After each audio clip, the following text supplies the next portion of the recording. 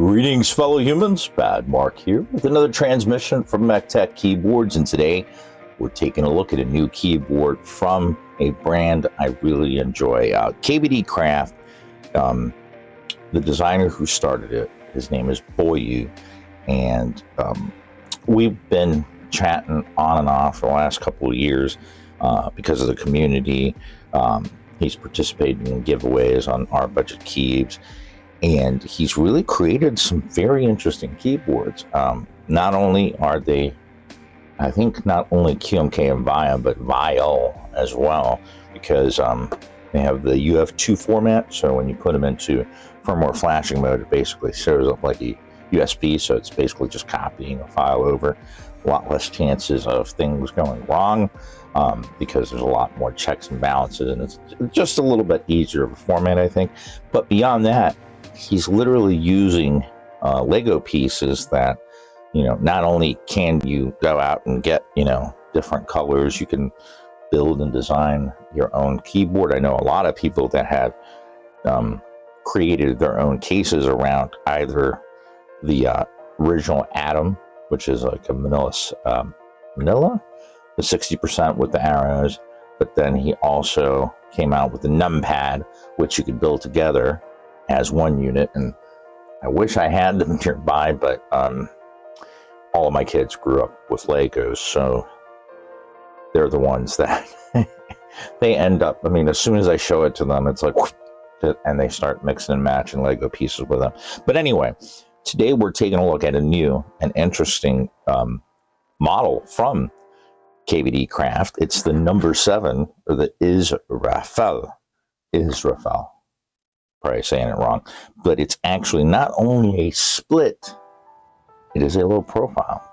I'm going to assume that because it's Lego, we can add tenting if we want.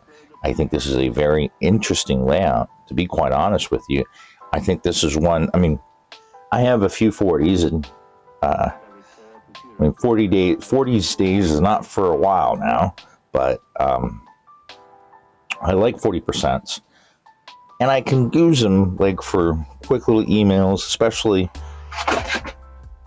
if I've mapped it. I remember the mapping. Sometimes I have to use it for a little while before the mapping comes back to me, or I have to actually refresh my memory by taking a look at the mapping in VIA, because I've created a couple of different 40s mappings that I can use, and once I remember which one, I can pretty much just get going with it. Just have not gone as far. I've got a couple of Alice's, and I do pull them out and use them every once in a while, but I guess I just haven't given a split a good enough time, because I do have a couple of splits as well, but whether it was the angle, like one of the splits I have, I can't remember the name of it, doesn't have any adjustment for angles, and it's just flat, and it's like, it hurts my hands just putting it there just for a few seconds. So this one, I believe that it has the ability, I don't know, I really haven't, like I do with most reviews, I insulate myself from pretty much everything, so I don't know what I'm getting into until I get into it. So because this one is a kit and it's going to have all the pieces, we're going to go ahead and open it up, see what we got, and go ahead and get to building this Israfel. Number 7 is Israfel, low profile, 50% Ergo split building block keyboard from KBDcraft and Boyu. Now, as a quick mention, he did send me this one. It fell behind some Christmas presents and didn't get uncovered until just recently. So it's something I'm going to come to. It basically is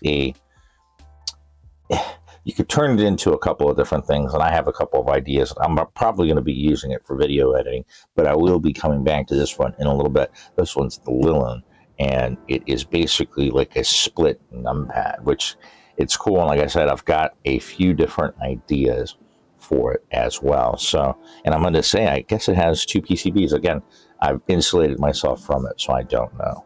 All right, open up the box is always fun. It's like opening up a new Lego kit. I only had a few Lego kits growing up because, Not for nothing, Lego wasn't cheap, and my mom was.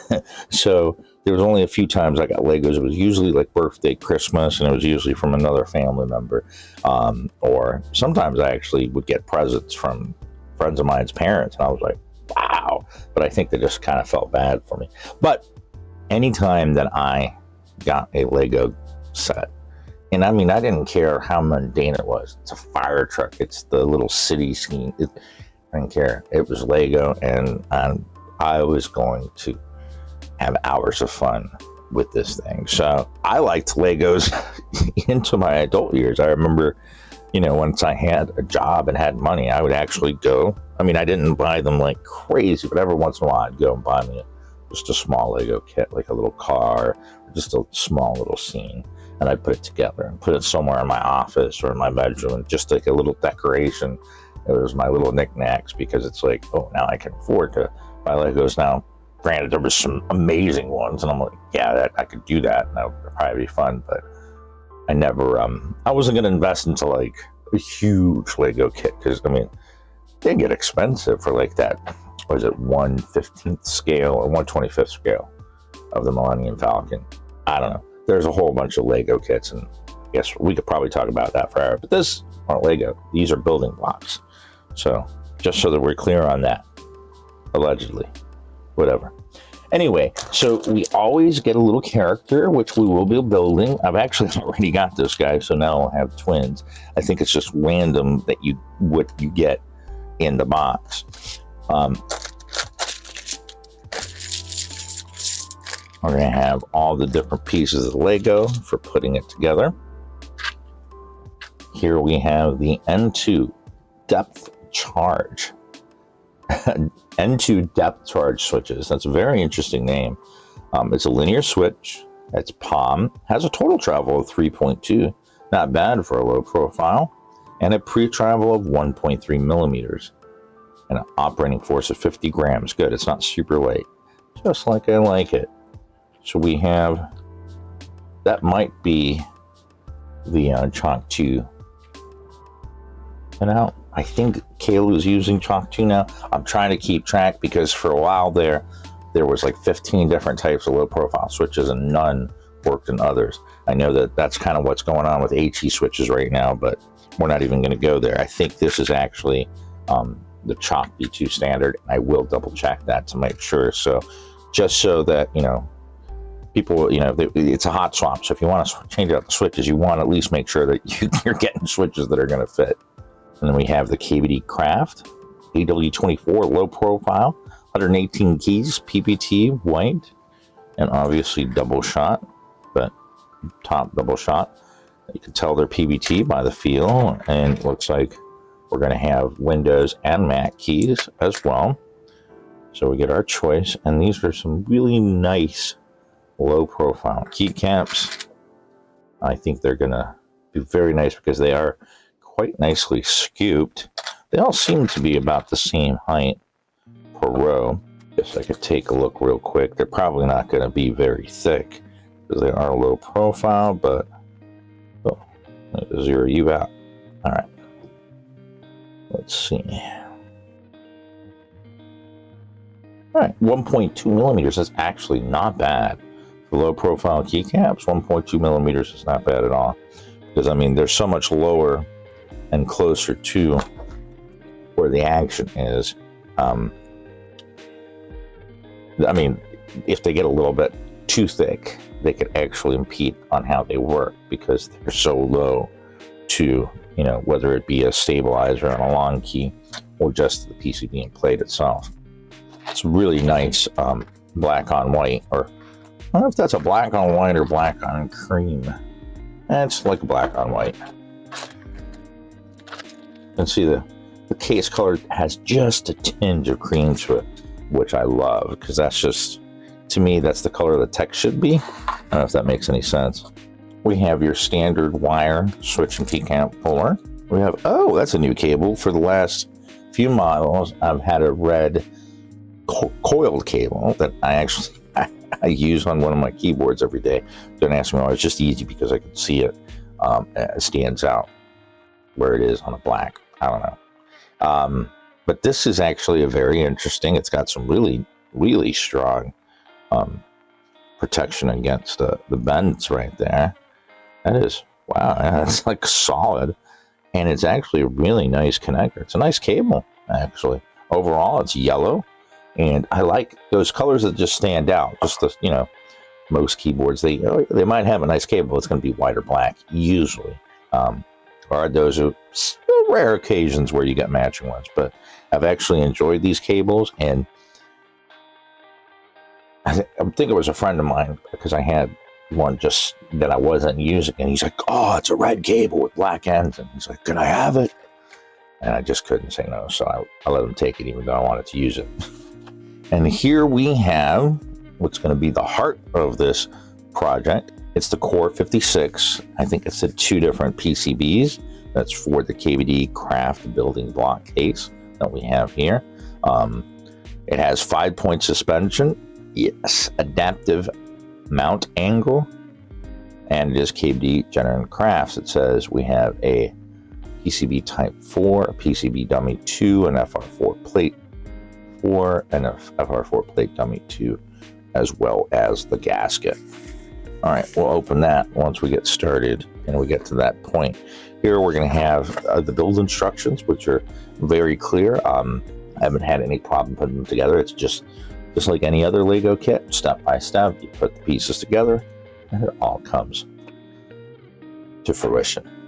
And here we have not only a plate fork, must have a flexi plate, but we have our 2 low-profile stabilizers in their own little plastic case. They do not look like they're lubricated, so I'm probably going to give them a little bit of lube before we finish everything up. We have our 2 base plates. This is going to be base plates for each of the halves of the split. So despite that envelope saying that it has the gaskets, it looks like we have the feet and we have the gaskets, as well as the 2 FR4 plates.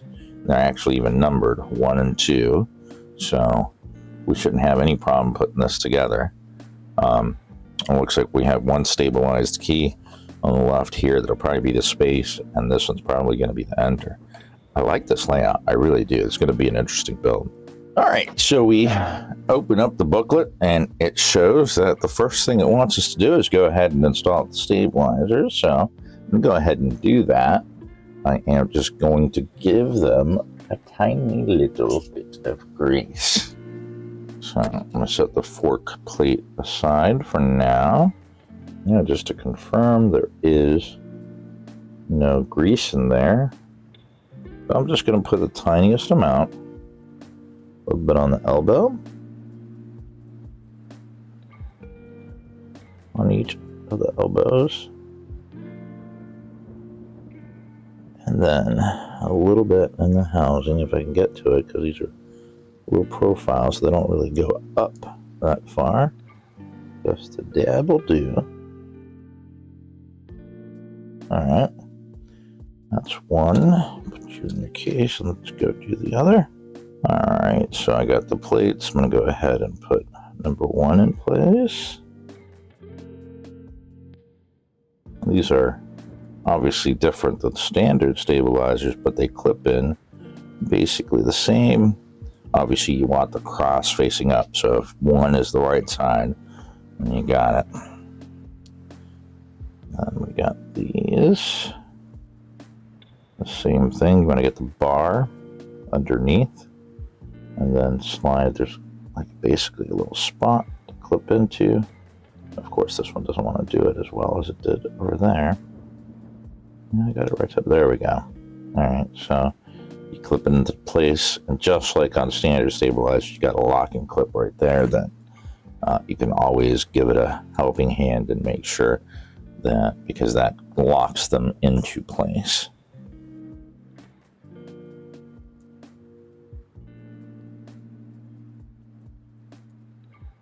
Obviously, we want to make sure that they move freely. All right. So we went through that step very quick and easy. Okay, so it does look like we don't have... All right, I didn't see plate foam, did we? All Guess not. All right, here we have the two halves of the PCB. I don't know why I assumed it was south facing, but there we go. All right. And then we have spots for the stabilizers there and there. All right, so we do not have any foam between the plate and the PCB. That's why they included this plate fork, which we're going to use now.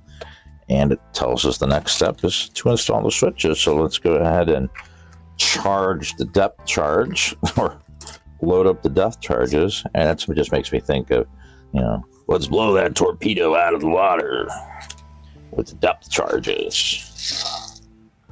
All right, so it does obviously show us a picture of us using the fork to support the plate. Usually you would use the foam, and since we don't have any standoffs here, that's the way that we're going to have to go. So obviously always ensure that your pins are straight. I kind of like to go to the corners first. Watch, I won't go to the plate fork until the last thing, because I'm a little stubborn that way. I want to make sure the switch goes in, not only to the socket, to the plate as well. So supporting the back of the socket is going to be a good idea, especially for the first few switches you're going to get in here, so that, you know, just in case you use too much force, you don't pop the socket off the PCB. All right, they include this, and it's supposed to go on either side of the switch. I've always just used spudgers. They give me a lot more leverage, so I'm just going to stick with that. I mean, those should work, but when there's no plate foam, you're kind of dealing with a situation of, you know, the plate just wanted to sit on top of the PCB. You have to be a little strategic about inserting switches. Low profile just makes it a little bit harder. So here we are with both halves loaded. I gotta say, thank you for that extra switch, Boyu. I had one switch literally, and it's not like I've got a mess or anything down there. I've got some jars with switches, and I've got my tools, and I can see the floor. It fell off the keyboard down onto the floor and then disappeared, went into the 8th dimension. So I was like, oh no, I know I've got some chalk switches V2 somewhere, but I don't know where. I have to start looking, because I did spend more time than I'd care to admit trying to find a one switch, but I know I'll find it when I least need it. But thankfully, despite that lost switch, I still had 56 switches. So there was obviously 57 in the container. So I'm able to complete the depth charge. So let's move on to the next step. All right, so now it's time to connect both halves of the PCB together. And it looks like we have it this way. Just to make sure the connector. Yep. So basically we go in a U. Now this one already came connected. Obviously, if it didn't, you're going to want to connect it to both ends, making sure to align and have the connector where the pins are either at the top or the bottom, but lined up in the right way, so you're not bending any pins. Yeah, I got it the right way. Why aren't you going in? At least there's plenty of slack here, so I'm not working with really tight spaces, but all right, get it in there as far as we can. Now it's time to start building the case. We're gonna go ahead and set you aside over here. Got the two bases. And it looks like we're gonna need some short cables. We're gonna need some short pieces, 18, and the two bases. And those are probably going to be in this bag. Let's see. These appear to be that one. We need 18 of these. All right, so we got to put the plates down with the long way facing us, or the long way being horizontal. All right, this is going to be interesting. So it looks like we put these on the corners. These are these 4 block or 4 stop ones. We scoop 2 or skip 2. All right. It looks like we put these down. Okay, interesting. All right, looks basically like we do the same thing over here on the corners.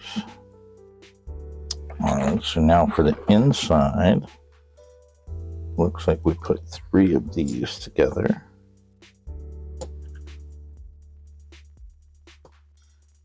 And then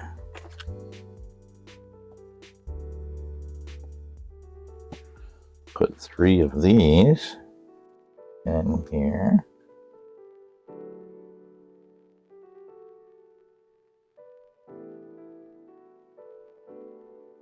And then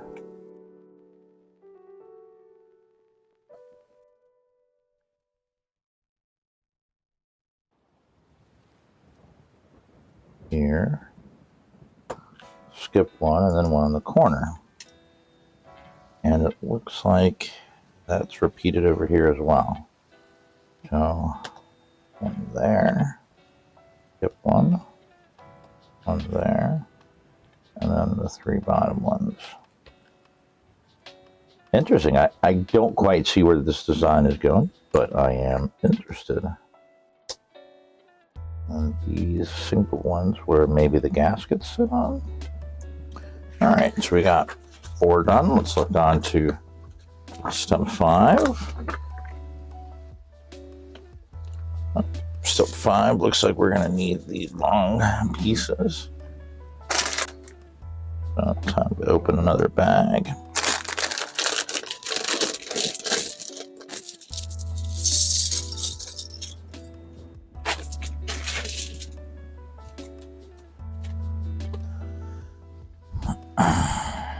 One times 6, 1 times 8, and one cap, or 2 cap, 1 2 cap. All right. I guess I should put these down. All right.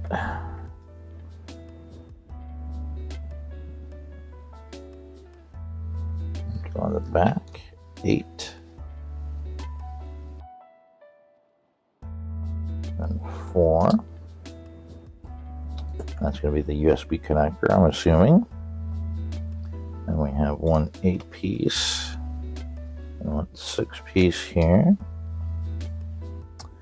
It looks like we have 1 of these on either side with a 6 in the middle. And we'll repeat that over here. Oh no, this cap goes there.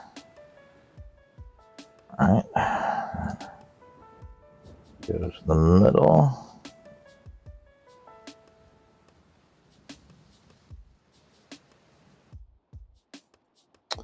All right. Now it looks like, ooh, we're going to need a whole bunch. Need 2 of the 2s toppers, 2 4-way topper flats.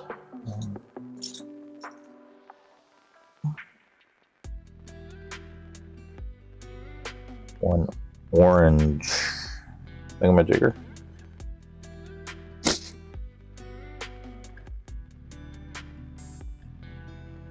Now this looks like a different one, though. I still need one with a ball, one with a ball axe. Is that what that's called? Ball axe joint. I need 2 of these.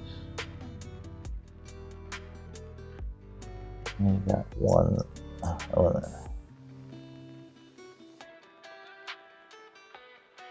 Oh, there's 2 of these. There's this one. There's one that only has the hole. I saw it just a minute ago. There you are. Alright, I need those 2 pieces. Need 3 4 flats. Alright, 2 5 flats. 2 4 blocks. But these hinge bricks gotta go together somehow. We see that we have the stem that goes into the hinge and then it locks into place. Obviously, we want to put these right next to each other. I'm going to start dealing with this as one PCB plate.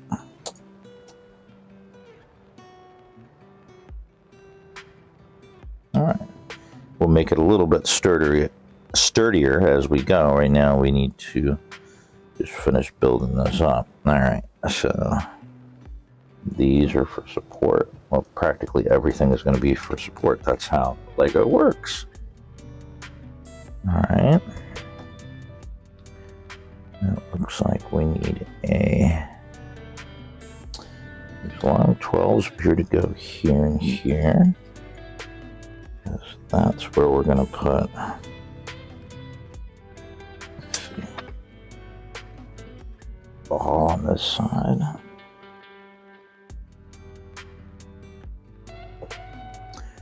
And the latch on this side. They're going to lock together. Oh, I did that wrong. These actually go here. Oh, and here. I guess I can't read a 3D graph. And these 12 bars go all the way to the end. That makes sense.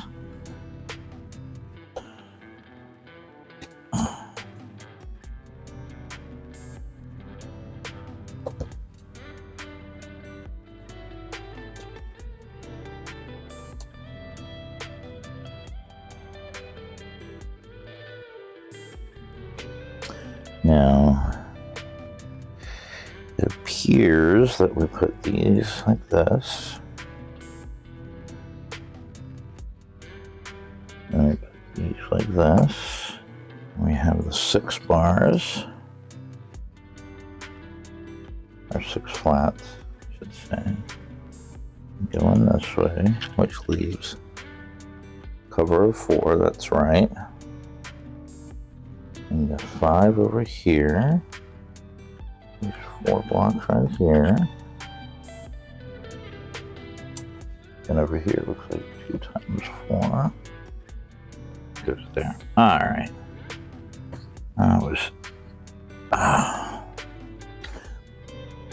couldn't exactly see where the last one went, but I found it. Alright, looks like here we're going to be doing a little bit of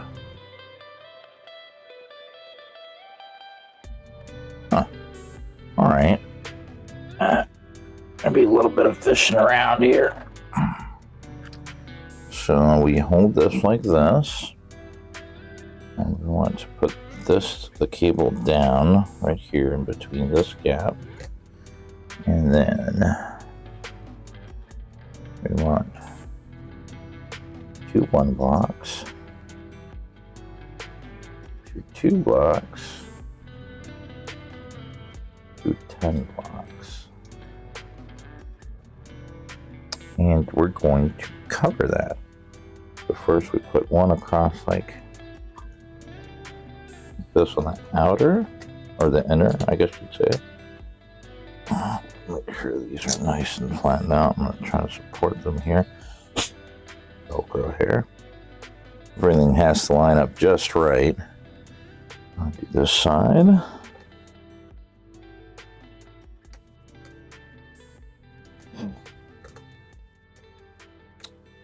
Pressing down on here seems to help. But you want to make sure it is nice and aligned. Alright, now the supporting ones.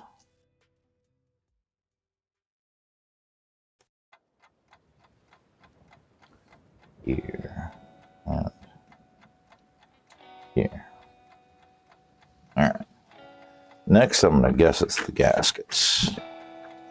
Yep. Alright. So now we go to the foam gaskets, which are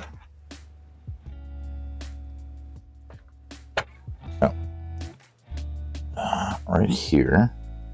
And these come in punch outs, and this will give you a map of where they all go. Need to get this a little bit out of the way. All right. So these you're basically going to take out, leave the center holes, And the two strips are going to go right where it shows you in all these spots that are. All right, so we can actually put the gaskets onto these pieces. Makes it a lot easier to make sure they're nice and aligned.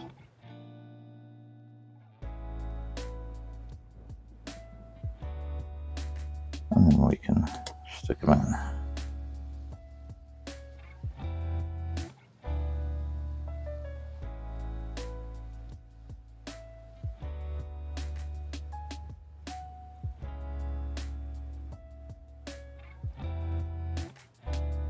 Alright, we got that side in. Now for this side, there's actually two, but they double up on these. So let's put these together first. Looks like we need it for both sides, so we'll put 4 of these together.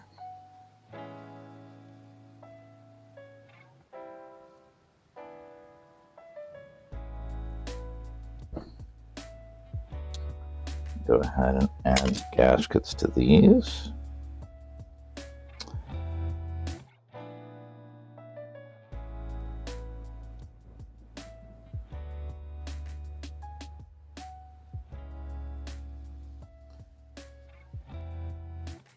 Again, we can completely punch these out. Makes it easier when we go to peel them off. All right, we can take these and go ahead and stick them onto the box.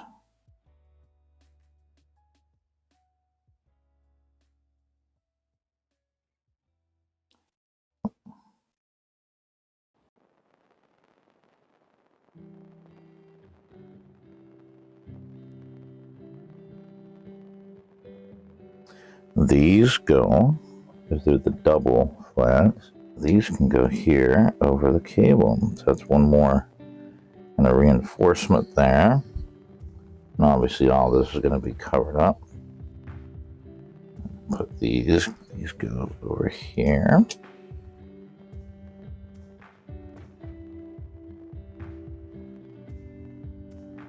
All right, I want to make sure those are all well and locked in.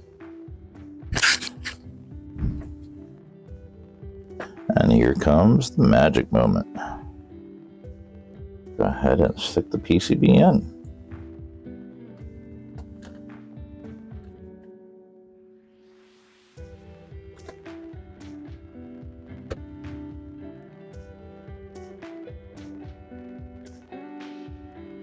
So we're already at a very interesting angle, one that I gotta say I do like, because it's angled out, so it's like my wrists don't have to turn inwards, and I think my RSI is going to be very thankful for that.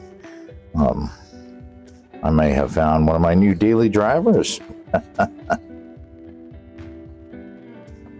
right, now comes the last part, to put the topping on. And it looks like we need 2 flat top. We'll need 2 of these corner arch things. 6, I think, of these. No, flats.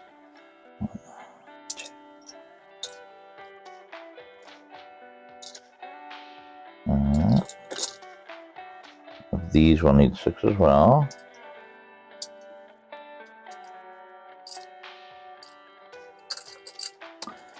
I need 4 of these long flats.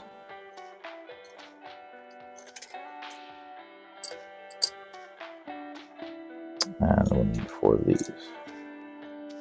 Now, obviously, in order for all the pieces to fit nice and snug, we're going to want to make sure that everything is nice and battened down. If any loose pieces are connected, then it could cause for structural integrity issues. All right, these go.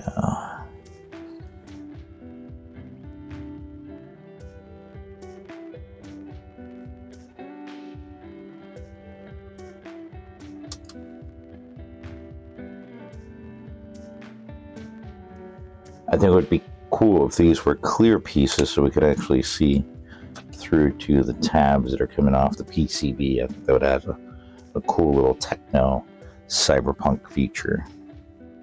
You may have to pick it up and actually, push a lot of these pieces into place. They have to be locked in together so that we get that structural rigidity that we get once all blocks are locked into place. All right, then I got this piece here.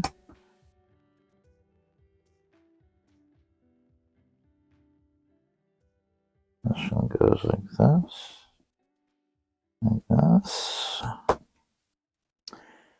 These two up here.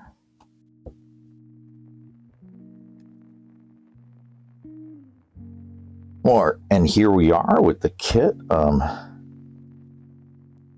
You can see that it's actually, the PCB is already an angle in there, but we do have a nice amount of flex.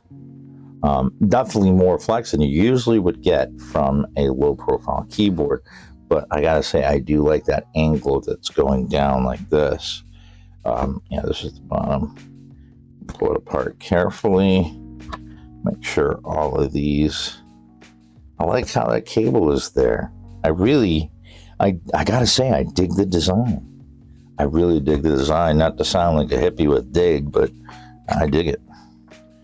All right, so the reason they include these is that you can actually kind of create your own angle if you want to. If you like a specific split angle apart, you can use these to actually set a specific. If these can go straight across like this, so if I wanted to have these together like that.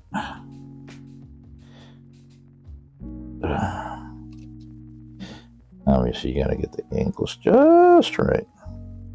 More of a 3D puzzle than a 2D puzzle, if you know what I mean. All right. And then we can lock them in place, and it's going to stay at that angle that works best for you, which is very cool. All right, so let's go ahead and attach the feet before we forget. Get a set of 4 for each side. That looks like it go a long way. All right, we've got the feet on there. We've got the switches, the core. I like how they call that the core because it is the heart, the core of the keyboard. And now it's time for these lovely keycaps. I did find a few just hanging around inside the box, but we definitely have a full set of keycaps here because we even have a full space bar, and we won't be needing this. All right, we don't need that enter. We don't need that shift. I mean, obviously we can program this as we like, but I'm going to go ahead and go with the default programming here.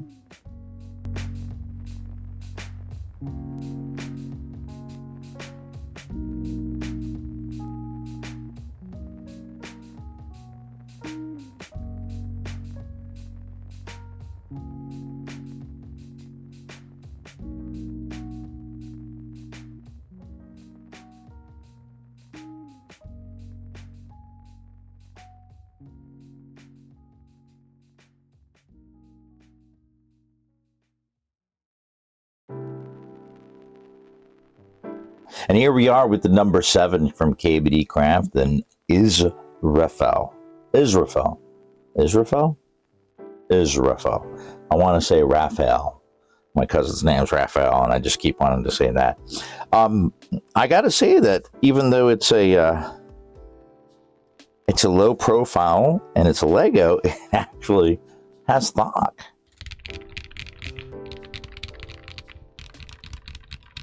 Has a nice deep sound profile. We haven't done anything to it yet. I mean, even a tape mod, something down at the bottom because there is room. One thing that I will say, I thought there was something wrong with these, but they're not. It's just the angle of the PCB. So because you have the stabilized keys, these really kind of just stick up because that's where the angle's at, but they're fine. They function properly. It's just that they're a little bit Oh, so we see that we have already a basic layout here, although they tell you how to make changes if you do want to make changes to it, and how you can replace some of these to add your little keyboard guardians. They also have split wrist rests as well as DSS keycaps, which I could say this would probably look really cool with DSS keycaps.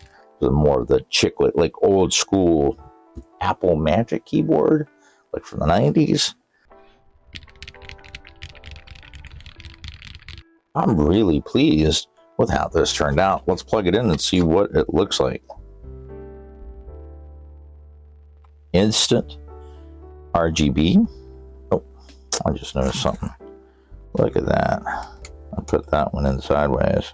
I did find that, I mean, obviously these keycaps are new, so there could be some issue if they do get stuck. A spudger and a turn usually does the trick to loosen the cap up so that you can get the switch off. And then once all the switches are in place, it's much easier for the switches to go in. You don't have to worry so much about the plate fork. All right, make sure these are nice and straight. Pop it in. I gotta say, I actually kind of like how it's mapped to begin with. Like I said, I'm going to play with this for a while. I will come back to this. I actually started filming a mod on the original Atom 60. I just haven't finished. It's still sitting out on the dining room table. And my wife really wants me to clean it up. So anyway, I've got to say this was yet again another enjoyable build. We have what appears to be Chalk V2. I wasn't able to find the ones that I have on hand. We do have the ability, again, QMK, VIA, and VIAL. A lot of people are moving towards VIAL. They have a lot of features that people like, and it makes programming the keyboard a tad easier than VIA. So I've gotten to use this fun little keyboard for a little while, and I gotta say, I actually, for most of the mappings, I kind of figured out right away. But like I said, this does have the option of VIA or VIAL. VIAL has a little bit more power with the customization and the control over it, so it's probably what I would recommend. Though, I mean, they both work. VIAL just kind of has, it's a little better. Let's just say that. It sounds nice. It feels nice. It actually works at this angle. I just used a regular wrist rest because I don't really have it at that much of a tilt angle. I think I could put it a little bit closer, but I actually kind of like it like this. I didn't use it for any coding or anything yet because I would have to make some changes to the layers for certain keys that I just needed a certain spot. But for the most part, a lot of it was kind of intuitive between the tap, because tap, once you having tap on your keyboard really kind of turns it into, you know, a keyboard, you know, with power, or a keyboard on steroids. I want to say, not really steroids, but it gives you the ability to basically almost instantly turn your keyboard into a double keyboard, as long as you can remember, because holding it down, it's going to tab. Just tapping it is going to be F1. So you basically have a whole nother layer that you can access right away. You can have 100 keys. If you know where everything's at, then you're really just not going to, you don't even need to do 2 key combinations. It's either going to be press and let go or press and hold. And you'll have, because it's tap or hold. Anyway, I would say that, in my opinion, this is definitely a good option if for some reason you might be shopping for a split ortho or a split in general that's not a kit. Because, I mean, there are kits that are available out there, but you got to solder, you got to put on the microprocessor, the sockets, you got to put everything together, and that might intimidate some people, or just, some of us just don't have the time. But if you want to get something already pre-built, you're looking at a lot of money. I mean, for some of the nicer ones, they go into the hundreds of dollars. So, and I'm looking at you, Moonlander, although yes, I know that's more of a Sophie, but it's whether it be a split or whether it be an Alice, those all kind of fall into the ergonomic keyboards. So if you're looking for something like that, but you don't know if it's going to be what you like, but you don't want to invest too much money, I think this would be a perfect choice because, if for some reason you don't like split, well, you can always just take these pieces off. And obviously I'd have to take it apart now, but just put it together. And that's that. And maybe, replace or take some of these Lego pieces and put them across, or just one across right there so you can keep it together. And then you've just got an interesting ortholinear 50%. So I think it has a lot of options. I'm actually quite pleased with how it sounds stock. I'm just, for low profile, this is probably the second best low profile out of all the low profile keyboards I've heard, that how it sounds stock.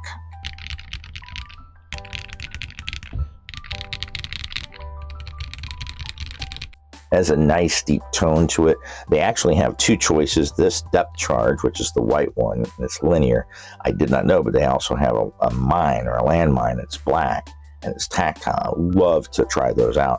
Maybe I'll get a chance to try them out in the next keyboard that he comes out with. But like I said, I've always enjoyed Boyu's kits. They're very interesting. Like with the Atoms, you can buy the numpad. You can modify and work with what you have. But if you are southpaw, I have two kids that are southpaw, so boom, there's your numpad on the left-hand side. See ya. Whereas a lot of pre-built or keyboards that give you the option to flip are going to be in the several $100 range, where the kit's in $60. So, for the Atoms, I think just the pad alone is $30. I don't know. I don't remember the prices. I'll put links down below. But not only does he make interesting designs, this gives you the power to customize it to your heart's content. Whether you want to change colors, you want to add bricks, take bricks out, whatever you want to do, you have that option. And the only limit is your imagination. So I've got to say, I am again very pleased and love what Boyu has done. Boyu and KBDcraft has done with this number 7 Israfel split ortho. And I look forward actually to coming back to this one. Obviously, I got to finish the Atoms mod, but I want to see how much deeper I can get this, because I'm honestly surprised how deep it is for. It has nothing. It's just the PCB, the switches, and the keycaps, and it has that nice tone just as stock. It's just, I know that, it's nice already, but with a few mods, we could really take it up another level. But it just shows the quality of construction and design. In my opinion, he just makes some very, not only cool, but good keyboards. And that's my opinion. Anyway, I'm going to go ahead and leave you guys with a stock sound test of KBDcraft's number 7 Israfel, 50% ortholinear, split ortholinear. If you have any questions, any comments, please leave them down in the comment section below. As always, I do my best to respond to comments as soon as possible.